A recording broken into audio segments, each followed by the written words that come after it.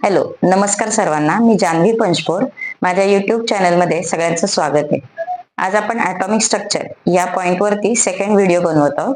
पहिला व्हिडिओ कशावरती होता तर आपण बघितलं होतं सब ॲटॉमिक पार्टिकल्स म्हणजे इलेक्ट्रॉन, प्रोटॉन, न्यूट्रॉन त्यांच्याबद्दल की त्यांचा शोध कोणी लावला, त्याचा शोध कसा लागला, त्याचे एक्सपेरिमेंट्स आणि नंतर त्याच्या values like mass of electron, specific charge. Okay, तर या सगळ्या पॉइंट्स आपण मागच्या व्हिडिओमध्ये बघितलेत. ज्यांना सब ॲटॉमिक पार्टिकल्स हा पॉइंट बघायचा असेल त्यांनी माझा पहिला व्हिडिओ म्हणजे ॲटॉमिक स्ट्रक्चर पार्ट 1 तो नक्की बघा. ओके, चलो so let start with this second video atomic structure part 2. नाव हा जो व्हिडिओ आहे हा कशासाठी आहे तर atomic models. Okay, so once again at the start of this lecture म्हणजे तुम्हाला ह्या टॉपिक ॲटॉमिक स्ट्रक्चर याच्यामध्ये आपल्याला काय बघायचं आहे तर मेन स्ट्रक्चर ऑफ ॲटम नावातच आहे स्ट्रक्चर ऑफ ॲटम. तर वेगवेगळ्या सायंटिस्टनी ॲटमचं स्ट्रक्चर डेव्हलप करताना कोणकोणत्या कन्सेप्ट वापरल्या, कोणकोणते एक्सपेरिमेंट केले हे सगळं आपल्याला या कम्प्लीट टॉपिक मध्ये बघायचंय, बरोबर की नाही.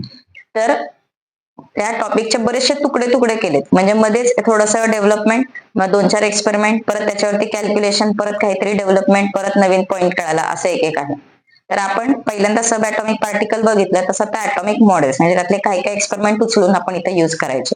ठीक आहे, तर पहिला व्हिडिओ ज्यांनी पाहिला नसेल त्यांना तो बघितल्याशिवाय हा व्हिडिओ नीट समजणार नाही. सो प्लीज तेवढं तुम्ही नक्कीच पहिला व्हिडिओ बघा म्हणजे तुम्हाला बरेचसे पॉइंट्स क्लिअर होतील.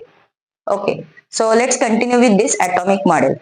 सो पहिली गोष्ट ॲटॉमिक मॉडेल्स म्हणजे काय तर ॲटमचं स्ट्रक्चर कसं असेल हे आपल्याला 3 डायमेन्शन वे और मॉडेल फॉर्म मध्ये कोणीतरी आणलं ते आपल्याला स्टडी करायचं आहे. तर सगळ्यात पहिला सायंटिस्ट होता डाल्टन. ओके, सो त्यांनी जे केलं त्याला काय डाल्टन्स ॲटॉमिक मॉडेल. त्यानंतर दुसरा scientist sir J J Thompson. Okay, त्यांनी जे ॲटॉमिक मॉडेल केलं that is sir J J Thomson's atomic model. He got Nobel prize for this founding. Okay, त्याच्यानंतर Rutherford atomic model and next one is Niels Bohr. Okay, so 1, 2, 3, 4 these are the 4 structures what we can say they are given names of the scientist. Okay, and last one कोणतं तर quantum mechanical model म्हणजे काय परत group of scientist त्यांनी combine करून केलं असं आपल्याला म्हणता येईल. ओके, पण खरं सांगायचं झालं तर ऍक्च्युली ॲटमचा शोध हा भारतामध्ये लागलाय. ठीक आहे, म्हणजे सगळ्यात पहिल्यांदा सायंटिस्ट जो होता त्यात सायंटिस्ट नेहमीच Kanad. Okay, in 400 BC. 400 BC म्हणजे कधी येशू ख्रिस्त म्हणता येईल त्या काळामध्ये. ओके, त्या काळामध्ये कणाद यांनी ॲटम बद्दल पॉइंट सांगितला होता. त्यांनी वर्ड वापरलेला परमाणू. ओके, आणि परमाणू मध्येच हा वर्ड कोणता आहे अणू, and that is nothing but atom. ठीक आहे, तर कणात काय म्हणले होते सगळ्यात छोटा कण त्याला काय म्हटलंय परमाणू. The smallest particle is called as परमाणू and that is nothing but what we call it as atom. कळलं नाही, तर ही सगळ्यात पहिली स्टेप आहे. पण अर्थातच काय माहित नाही पण भारतीय सायंटिस्टची नावं काय फार नसतात, बरोबर की नाही. चलो सो पुढे जाऊयात आपण. Next one is Dalton's atomic theory. So what we can say he is a pioneer for atomic theory की त्यांनी एक बेस सांगितला त्याच्या पुढे आपण बरेचसे ॲटॉमिक थेरीला लागलो. ओके, आजच्या व्हिडिओमध्ये आपण 1, 2, 3 पहिले 3 जे आहेत ते मॉडेल्स डील करणार आहोत. Next one Niels Bohr and quantum mechanical model. या मॉडेलसाठी तुम्हाला थोडंसं वेव्ह मेकॅनिक्स त्याचे इम्पॉर्टंट पॉइंट्स माहिती पाहिजेत. लाईन स्पेक्ट्रा म्हणजे काय, इमिशन स्पेक्ट्रा काय असतो. So all this points that we need.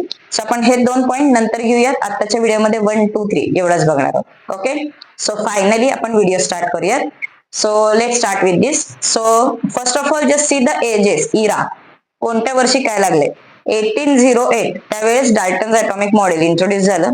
After almost what you can say 18 or 90 years. Okay, 85 to 90 years sir John म्हणजे थॉम्सन्स ॲटॉमिक मॉडेल आलं. म्हणजे किती वर्ष लागले बघा, विचार करा, 1 दशक एवढा वेळ लागला हे दुसरं मॉडेल यायला. कारण की मध्ये तोपर्यंत ॲटम हा काय एक म्हणजे जे डाल्टन्स ॲटॉमिक मॉडेल होतं त्यानुसार कामं चाललेली आणि कुठं काही प्रॉब्लेम येत नव्हता. म्हणतो ना गरज ही शोधाची जननी आहे, तर शोध लागण्यासाठी काहीतरी कारण झालं ते आपल्याला आज स्टोरी बघायची. Okay, after that immediately another one is Rutherford because he have just modified Thomson's model. म्हणजे त्यांनी थॉम्सन मॉडेलच घेतलं आणि त्याच्यामध्ये थोडंसं चेंजेस केले. Okay, and again you can see नंतरचा जो काही शोध आहे तो एकदम पटपट पटपट लागलाय. ओके, आणि quantum mechanical model that is nothing but the atomic model that we use today. आता आपण हे ॲटॉमिक मॉडेल यूज करतोय. कळलं? चलो, so let's start with the first one, Dalton's atomic model. So what Dalton have said that atom is smallest indivisible particle. What he have said? Dalton काय म्हणाला, atom is smallest indivisible particle. Atom is smallest indivisible particle of matter. Okay. See what are the words? First of all, smallest. EST. It is not small, smaller. It is smallest. जे सगळ्यात छोटा. याच्यापेक्षा छोटं कोणीच नाही. तर matter, matter म्हणजे काय, anything, solid, liquid, gas, any material if you take, त्यातला सगळ्यात छोट्यातला छोटा पार्टिकल घेतला तर त्याला काय म्हणायचं, atom. Actually the word is ऍटॅमियो. ओके, परमाणू जो वर्ड आहे की नाही, that word is again from or that, त्याचं जे मिनिंग आहे Greek word, that one is ऍटॅमियो. तर ऍटॅमियो याच्यावरनं या प्रकरणाला नाव काय पडलं, ऍटम. द स्मॉलेस्ट, सगळ्यात छोटा. Indivisible, it is very important word. Indivisible means we cannot break into two parts. Are you getting? We cannot break into two parts. That is called as indivisible. Okay. So smallest indivisible particle of matter is called as atom. Okay. अजून काय सांगितलं की it is a solid sphere. It is a solid sphere. Solid sphere म्हणजे काय, complete sphere आहे आणि आतमध्ये भरलेला आहे. इट इज नॉट अ क्रिकेटचा बॉल. Are you getting? क्रिकेटचा बॉल नाही. यू कॅन इमॅजिन लाईक रव्याचा लाडू. या आतमध्ये पण रवा आहे, बाहेर पण रवा आहे. लक्षात आलं ना? सो एक लाडू आहे की जो कम्प्लीट भरलेला आहे. That is called as atom. लक्षात आलं? Solid sphere. Next one, what he have said that whenever atom combines. Okay, जेव्हा ॲटम कंबाईन होतं तेव्हा it always combine in a whole number. It combines in whole number. Okay, and that is very important thing की त्याच्यामुळे असं म्हणता येईल की मधली 100 वर्ष काही शोध लागला नाही. कारण की ऍटम्स ऑब्व्हियसली जगात नाहीयेत, तर काय होतं, मॉलिक्युल्स होते. तर मॉलिक्युलच्या रिॲक्शन्स वगैरे त्यावेळेस चालतच होत्या, पण त्या रिॲक्शन मध्ये ह्या होल नंबरमुळे काही इश्यू आला नाही. म्हणजे फॉर एक्झाम्पल एखादी रिॲक्शन केली, like if you say HCl plus NaOH, acid plus base, product काय होतं, NaCl प्लस H2O. बरोबर.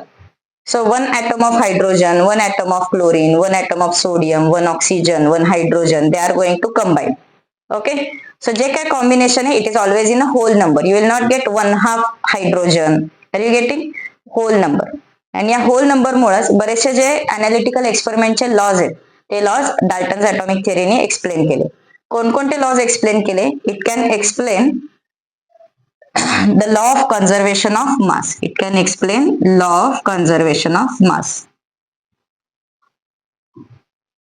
Okay, that is nothing but mass cannot be created nor be destroyed. Okay, then it have explained law of chemical combination. Law of chemical combination. That is nothing but whole number. Okay, law of chemical combination. Then what he have said, law of multiple proportion.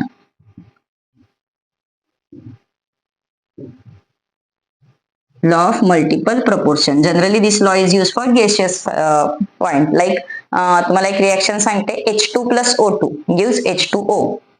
H2 plus O2 gives H2O. So if you balance this reaction, what we need? We need 2 molecules of O2. बरोबर का? 2 molecules of H2. I'm sorry. We'll get 2 molecules of H2 and 2 molecules of water. So 2 volumes of hydrogen, 1 volume of oxygen, and it will form 2 volumes of water. So that is about law of multiple proportion. हे सगळे lodge तुम्हाला कुठे मिळतील, तर analytical chemistry मध्ये detail मध्ये हे lodge बघू शकतात. तर हे जे लॉज होते ज्याच्यामध्ये मेन केमिस्ट्री आपली दडलेली आहे किंवा मेन केमिकल रिएक्शन्स, तर हे सगळे लॉज हे डाल्टन्स ॲटॉमिक थेअरी मधले ॲटम फुलफिल करत होते. त्याच्यावर कुठंच काही प्रॉब्लेम आला नाही. So this is about Dalton's atomic theory. समजलंय का? Okay, so main thing smallest individual particle. So do one thing, एक पटापट स्क्रीनशॉट काढा म्हणजे आपण मग पुढच्या थेअरीकडे जाऊयात अँड पुढचा पॉइंट बघायला घेऊ. डन. चलो नेक्स्ट वन. आता बघा काय झालंय, 1808 to 1898 बरेच वर्ष गेले. तर बाकीच्या ठिकाणी पण नवीन शोध लागत होते, लाईक फिजिक्स असेल किंवा अदर इराज, बाकीचे सगळे पॉइंट्स तिकडे पण वेगवेगळं डेव्हलपमेंट चालू होती. आणि त्या डेव्हलपमेंटमध्ये एक मेजर डेव्हलपमेंट जी फॅरेडे काकांनी आपली केली, that one is nothing but electricity. Okay, electricity नावाचा प्रकार सापडला. Electricity means what? जेव्हा एखादा कंडक्टर इलेक्ट्रिसिटी फ्लो करतो, बरोबर ना, एखाद्या कंडक्टर मधून इलेक्ट्रिसिटी चालली आहे, लाईक इथं पॉझिटिव्ह आहे इथं निगेटिव्ह आहे, इलेक्ट्रिसिटी फ्लो होते, तर कंडक्टर जाग चालतो का? नाही हलत, बरोबर. पण मध्ये इथं काहीतरी बल्ब असतो तो चालू होतो, बरोबर की नाही. सो काहीतरी फ्लो होतंय. सो ऍटमच्या मधून काहीतरी चाललंय, हे थोडंसं आयडिया आली. ऍटमच्या मधून काहीतरी चाललंय, मग ऍटमच्या मधून कोण जातं तर electrons, and that is nothing but generation of electron. लक्षात येते. इलेक्ट्रिसिटी ज्या वेळेस इन्व्हेन्शन झालं त्यावेळेस काय कळालं, ऍटमच्या, कारण की आपल्याला माहिती आहे इलेक्ट्रॉन्स मधनच इलेक्ट्रिसिटी फ्लो होती. Flow of electron is nothing but electricity. पण इलेक्ट्रॉन आहेत कुठे, ऍटमच्या आत. मग त्यावेळेस क्लिक झालं की येस, ऍटम एकटा नाहीये, ऍटमच्या आतमध्ये पण कोणीतरी आहे. Okay, and then there is generation of sub atomic particles. आणि मग आपले जे जे थॉम्सन काका जागे झाले. लक्षात आलं. आणि मग त्यांनी हे इलेक्ट्रॉनचा शोध लावला. सो इलेक्ट्रॉनचा शोध कसा लागला, that cathode ray tube experiment, everything is explained in earlier video. So आता ते काय बघायला नको, आपण डायरेक्ट पुढे जाऊयात की त्यांनी इलेक्ट्रॉनचा शोध लावला. ठीक आहे. So after this J.J. Thomson's discovery of electron, he come to conclusion for structure of atom. Okay, so त्यांनी काय स्ट्रक्चर सांगितलं ते आपण बघूयात. So J.J. Thomson have used same structure of atom from Dalton. डाल्टनने जसं सांगितलं होतं की सॉलिड स्पिअर आहे. ओके, हे डाल्टन काकांचा स्पिअर होता, मात्र it was uniform from everywhere. आतून बाहेरून सगळीकडनं सेम, रव्याचा लाडू, आतमध्ये पण रवा बाहेर पण रवा. लक्षात आलं. पण थॉम्सन काका काय म्हणाले की no, it is not like that. But काय आहे, हा स्पेरिकल आहे का, येस. हा आतनं भरलेला आहे का, आहे. हॉलो नाहीये, पण त्याच्या आतमध्ये काहीतरी पार्टिकल्स आहेत. लक्षात आलं. And this particles what he named as electron. Okay, so he term this model as watermelon model. काय म्हटलं त्याने त्याला नाव दिलं, वॉटरमेलन मॉडेल, और another name is plum pudding model. Watermelon model और प्लम पुडिंग मॉडेल. काय सांगितलं या मॉडेलमध्ये की atom is electrically neutral. Atom is electrically neutral म्हणजे प्लस मायनस बॅलन्स झालंय. पण कसं, तर ऍटम मध्ये मायनस आहे. थॉम्सन काकांना फक्त इलेक्ट्रॉन सापडलेले, प्लस नव्हतं सापडलं. सो ते काय म्हणले की तो जो काय आहे it is like a watermelon. Okay, watermelon आपलं कलिंगड कसं असतं बघा, कट केलं की आतमध्ये सगळं कम्प्लीट लाल लाल लाल लाल, आणि मध्ये मध्ये त्याच्या काय असतात, सीड्स असतात. सेम तसं आतमध्ये कम्प्लीट हा जो काय स्फिअर आहे, this sphere is made up of positive charge. Okay, complete sphere. जसा आपल्या फ्रुट्स मध्ये वगैरे आतमध्ये आपण म्हणतो ना रस असतो, किंवा ते कलिंगडाचं उदाहरण घ्या, रेड कलरचं सगळं material, that is nothing but positive and electrons are embedded in it. Electrons are embedded in it, त्याच्या आतमध्ये असे घुसवलेले. लक्षात येते. So what is Thomson's atomic model, it is a solid sphere. त्यांनी सॉलिड वर्ड काय सोडलेला नाही,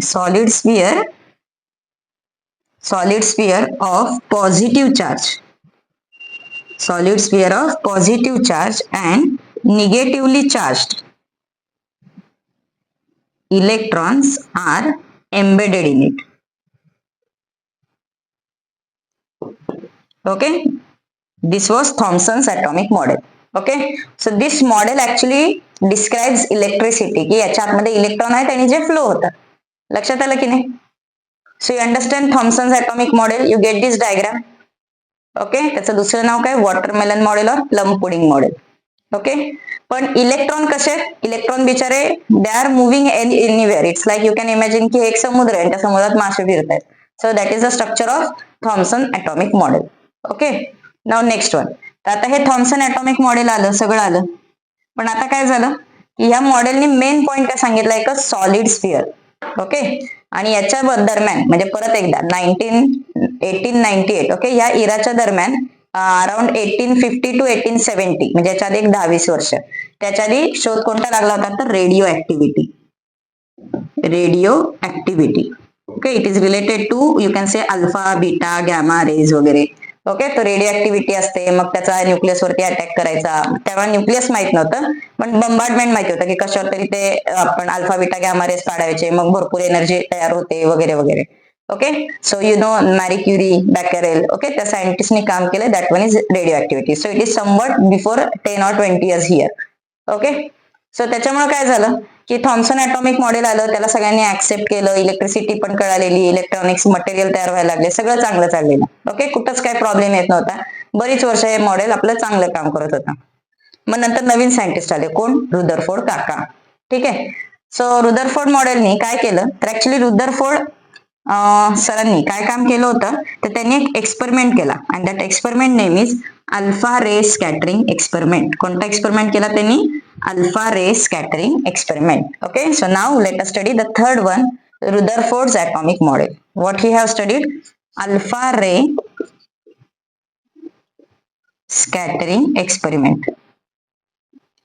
okay, why? Because radioactivity आलेली, थॉम्सन मॉडेल होतं. चला आता आपण काम करूया. मग त्यांनी काय केलं?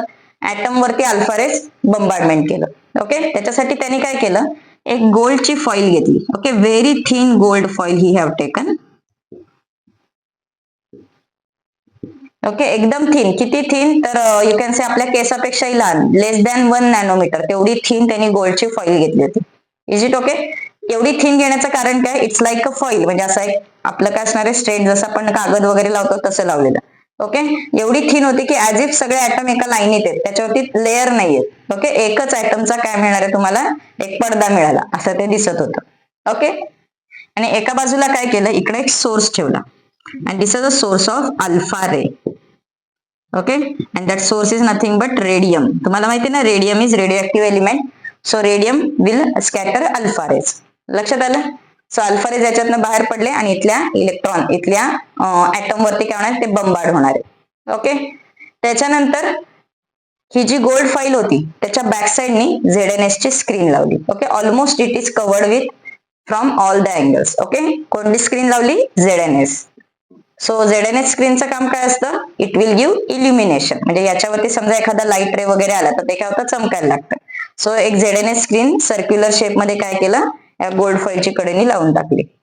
ओके, सो एक्सपेरिमेंट सेटअप झाला, बटन चालू केलं. बटन चालू केल्यावर काय झालं? इथनं रेज बाहेर यायला लागले.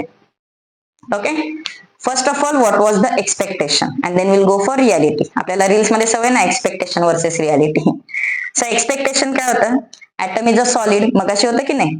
तर सॉलिड म्हणजे एखादी घट्ट जाड वस्तू असेल इथे. Next one is atom is positively charge. आठवते ना वॉटरमेलन?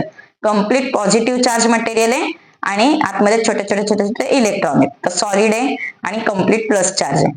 आणि अल्फा रेज, अल्फा रेज कडे पण चार्ज कोणता असतो? प्लस.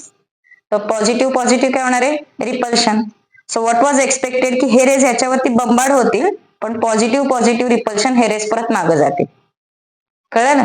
मग त्याच्यासाठी काय केलं आपल्या रुदरफोर्ड काकांनी? इथं मागच्या बाजूला पण ZNS स्क्रीन लावली की काय रेज मागे येतात ते आपण बघूयात.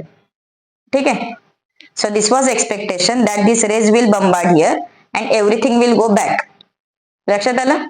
दुसरी गोष्ट काय? तर इथे एखाद्या पॉइंट पाशी काय मिळेल? इल्युमिनेशन मिळेल. ठीक आहे, हे त्याचं एक्सपेक्टेशन होतं. But what was the reality? Okay, the reality was जेवढे रेज याच्यातनं पास झाले. ओके, विल टेक एक्झाम्पल, आपण कुठला तरी नंबर घेऊयात, 20,000. ओके, सो 20,000 रेज याच्यातनं काय झाले? पास झाले. आउट ऑफ 20,000 मोर दॅन 98% सरळ सरळ शहाण्यासारखे निघून गेले. So all rays were going they will pass through the foil without any deflection. So this was the first observation that most of the alpha rays pass without any deflection or any deviation. Okay, म्हणजे त्यांच्यामध्ये काही change झालं नाही, पुढे गेले नाही, मागे गेले नाही, काही झालं नाही, सरळ सरळ सरळ गेले. त्यांच्या स्पीड मध्ये पण फरक पडला नाही. लक्षात आले? So this was the first observation by this experiment which was very much unusual. ठीक आहे, सो 20,000 मधले आपण असं म्हणूयात की 19,980 एवढे सगळे रेज इकडे आले. सो 10-20 रेज राहिले, त्यातले थोडे थोडे रेज काय झाले? स्कॅटर झाले. स्कॅटर म्हणजे काय? तर ना रिव्हर्स ना कंटिन्यू, म्हणजे 80 डिग्री पण नाही, 0 डिग्री पण नाही, तर ते काय झाले? थोडेसे एका अँगल मधनं काय झाले? स्कॅटर झाले. So very few rays scatter with small angle. Okay, very few rays scatter with a small angle. It was the another observation, but the answer is very few. म्हणजे सगळे रेज गेले का किंवा भरपूर दिसले का? नाही, तर थोडे रेज थोडेसे इकडे तिकडे गेले. ठीक आहे, आणि आता गंमत, रुदरफोर्ड काकांना पाहिजे काय होतं? की सगळे रेज माग आले पाहिजेत. तर गंमत काय झाली? माग फक्त 2च रेज आले.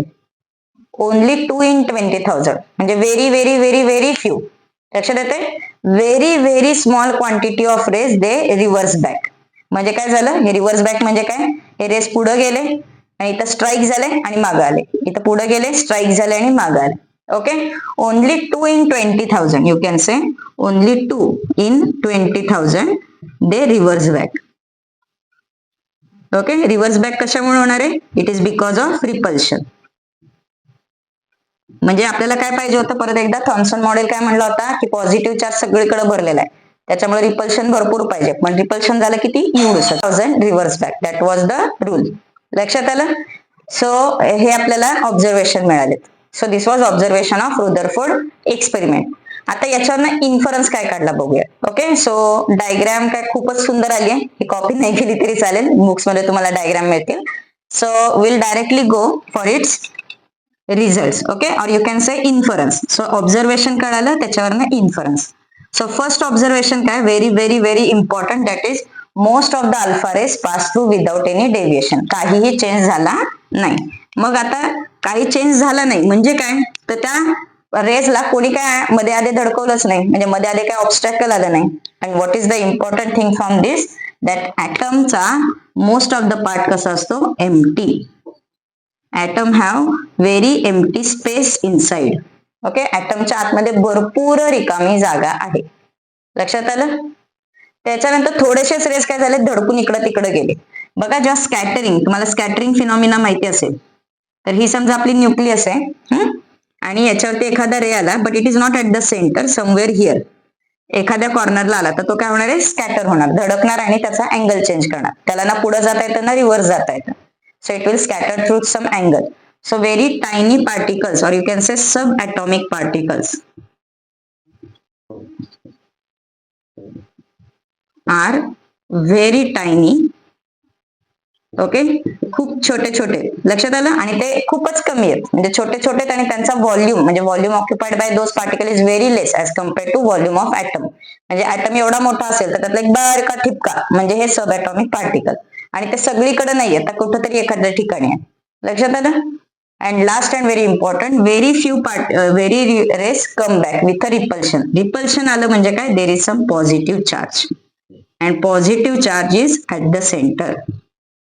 सेंटर ऑफ एनी ऍटम काय आहे, पॉझिटिव्ह चार्ज. लक्षात आलं. So most of the part of atom is empty आणि सेंटरला आहे पॉझिटिव्ह चार्ज. मग निगेटिव्ह चार्ज गेला कुठे, बरोबर ना. काय सांगितलं, ऍटम आपला हा असा आहे, most of the part is empty, म्हणजे याच्यातमध्ये काहीच नाही, म्हणजे आपला मगाचा जो रव्याचा लाडू होता त्यातला रवा गायब. आता काय समजायचं, क्रिकेटचा ball. So atom is a cricket ball. Okay, पण क्रिकेटच्या बॉलचा कव्हर पण नाहीये, नुसतं तो लक्षात घ्या की आतमध्ये हॉल आहे सगळा. ओके, आणि त्याच्या सेंटरला एक टायनी न्यूक्लियस आहे. मग इलेक्ट्रॉन जाणार कुठं, ते electrons are around it. Electron त्या ऍटमच्या कडेने काय होत आहेत, रिव्हॉल्व्ह होत आहेत. They are revolving around the nucleus. Is it okay. So हा positive charge at the centre. लक्षात आलं. So Rutherford atomic model, Rutherford atomic model याच्यामधले हे ऑब्झर्वेशन आणि हे इन्फरन्स समजलेत का. ओके, सो फायनली रुदरफोर्डनी जे सेंटेन्स केलं ते बघूयात. So what is that sentence. The Rutherford sentence is, the atom have large empty space. Atom have large empty space. Okay, then very small positively charged nucleus. Okay, this nucleus word is introduced by Rutherford. Nucleus हे जे नाव आलंय, हा शब्द आलाय, हा कोणी सांगितलंय, रुदरफोर्डने. Very small positively charge nucleus is at the centre and negatively charge electrons are revolving around it. Negatively charge electrons are revolving around it. Okay, this was Rutherford's atomic model. So you get idea. Once again, Rutherford atomic model त्यांनी केलेल्या एक्सपेरिमेंटचं नाव काय होतं, alpha ray scattering experiment. These are the observations, these are the conclusion, and finally he come to this model. Okay, what is the model. सेंटरला कोण आहे, positive charge, कडेने electrons फिरतायत, त्यांच्याकडे आहे निगेटिव्ह चार्ज आणि ते फिरतायत, रिव्हॉल्व्ह होत आहेत. ओके. अँड नेक्स्ट वन, या दोघांच्या मध्ये भरपूर एम्प्टी स्पेस आहे. कळलं किती एम्प्टी स्पेस आहे बघा. What he have said that nucleus, okay, nucleus जी आहे ऍटमची, nucleus is of diameter 10⁻⁻15 metre. न्यूक्लियसचा डायमीटर किती आहे? 10⁻⁻15 मीटर. अँड ऍटमचं डायमेन्शन और ऍटमचं डायमीटर किती आहे? तर 10⁻10 metre. Okay, 10⁻15 is a smaller number, isn't it? So atom आणि न्यूक्लियस मध्ये 10⁵ चा डिफरन्स आहे. So atom is 10⁵ times bigger than nucleus. कळते ना? You can imagine like a big ground, like football ground और क्रिकेट ग्राउंड, पण खूप मोठं ग्राउंड, खूप मोठं ग्राउंड आहे. आणि त्या ग्राउंडची बॉर्डर म्हणजे आपल्या ऍटमची बॉर्डर आहे. ठीक आहे. आणि त्या ग्राउंडच्या मध्यभागी एक छोटस काहीतरी फ्रूट ठेवलं, लाईक सफरचंद ठेवलं. ओके, एक छोटस ऍपल काय केलं, ग्राउंडच्या सेंटरला ठेवलं आणि कडेनी ग्राउंडची बॉर्डर. लक्षात येते? So that is a huge difference between size of atom and size of nucleus. Nucleus is very very very tiny, 2 × 20,000. लक्षात आलं ना? सो एकदम छोटीशी न्यूक्लियस सेंटरला आहे, ज्याच्याकडे पॉझिटिव्ह चार्ज आहे आणि कडेनी कोण फिरतंय? Electrons. Okay, so that was Rutherford's atomic model. Are you getting? हे नंबर्स डोक्यात बसले? ओके, चलो. सो एक स्क्रीनशॉट काढा, म्हणजे आपण रुदरफोर्ड ॲटॉमिक मॉडेलचे ड्रॉबॅक्स बघूया. डन.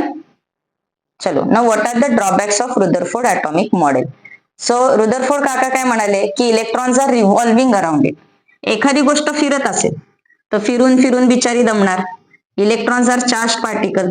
ओके, जरा इमॅजिन करा की आपली अर्थ आहे की नाही, आपली अर्थ सूर्याभोवती फिरते. Same it is like solar system. म्हणजे जरा ते जे मगाशी इयर्स लिहिले होते ना, त्याचा जरा विचार करा. तुम्ही जर का सायन्सचे बुक्स वगैरे रीड करत असाल, कधी कोणता शोध लागला, तर हे जेव्हा चाललं होतं तेव्हा जगामध्ये सेकंड वर्ल्ड वॉर पण चाललेलं. त्याच वेळेस दुर्बीण वगैरे असतात, मायक्रोस्कोप, यांचा पण शोध लागत होता. म्हणजे ऑप्टिक्स मध्ये सुद्धा भरपूर डेव्हलपमेंट होत होती.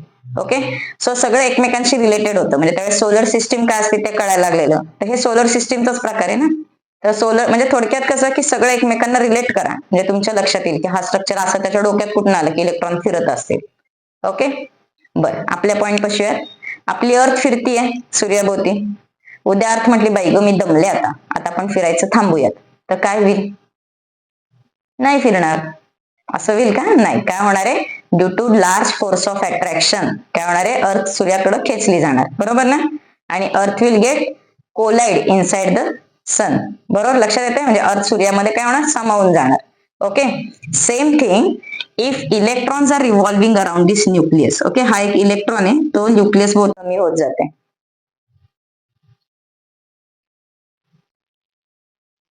फिरता फिरता काय होतं? त्याची एनर्जी कमी कमी कमी होत जाते.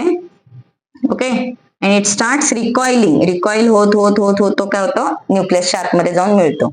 आणि याच्यासाठी वेळ किती लागतो? तो 10⁻⁸ सेकंड. किती वेळ लागतो? म्हणजे एका सेकंदाचा केवढा भाग, म्हणजे विदिन अ सेकंड काय होणार आहे? इलेक्ट्रॉन न्यूक्लियसच्या आतमध्ये चला, कारण की फोर्स ऑफ अट्रॅक्शन भरपूर आहे.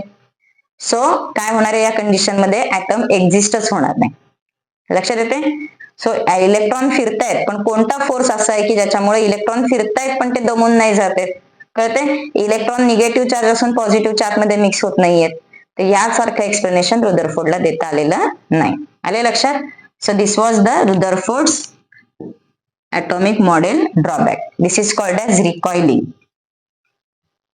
Okay, electron will recoil and it will meet to the nucleus, and this thing happens only in a second or very less than second. Okay, आणि याचं एक्सप्लेनेशन की ऍटमचा एक्झिस्टन्सच काय, त्याचं एक्सप्लेनेशन रुदरफोर्ड कडे नाहीये. Okay, and next drawback is about distribution of this electron. And तेच वेल non fact कोणती आपली? डिस्ट्रीब्युशन म्हणजे इलेक्ट्रॉनिक कॉन्फिगरेशन. ते त्यांनी सांगितलं नाही. त्यांनी काय सांगितलं? फक्त इलेक्ट्रॉन्स आर रिव्हॉल्विंग. अरे पण कुठे? एवढे सगळे इलेक्ट्रॉन फिरायला लागले तर एकमेकांमध्ये धडकाधडकी होईल ना. ओके, लाईक वराच्या झाडाला सगळ्या बायका प्रदक्षिणा घालतात, भांडणं होतात की नाही त्यांच्यात? मग ते तर पण भांडणं होती. ओके, पण तसला प्रकार यांच्यात होत नाही. का होत नाही? त्याचा आन्सर रुदरफोर्ड कडे नव्हतं. That's why this model was discarded. लक्षात आलं? ओके, आणि त्याच्यानंतर आपले काका कोणते आले? नील्स बोर, जे आपण पुढच्या व्हिडिओमध्ये बघणार आहोत.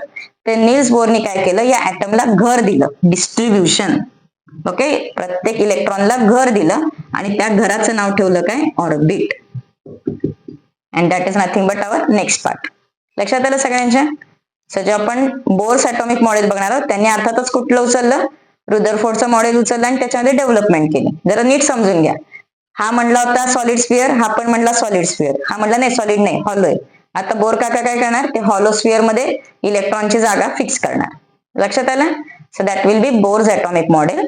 आणि बोर्स ॲटॉमिक मॉडेलमुळे बऱ्याचशा गोष्टी क्लिअर झाल्या, लाईक हायड्रोजन स्पेक्ट्रा किंवा आपण म्हणतो ना इंद्रधनुष्य का दिसतं वगैरे. तर हे सगळ्या गोष्टी आपल्याला त्या मॉडेलमधनं इझिली कळते. Is it okay? चलो, सो विल स्टॉप हिअर. आता आपण कोणकोणते मॉडेल्स बघितले, Dalton, sir J J Thomson and Rutherford. Okay, next time आपण बोर्स ॲटॉमिक मॉडेल बघूयात. सो आता आपण इथंच थांबूया. Okay, please like share and subscribe this video. And हो, तुमच्या फ्रेंड्सला सुद्धा हा व्हिडिओ बघायला सांगा. कळलं? Okay, good bye.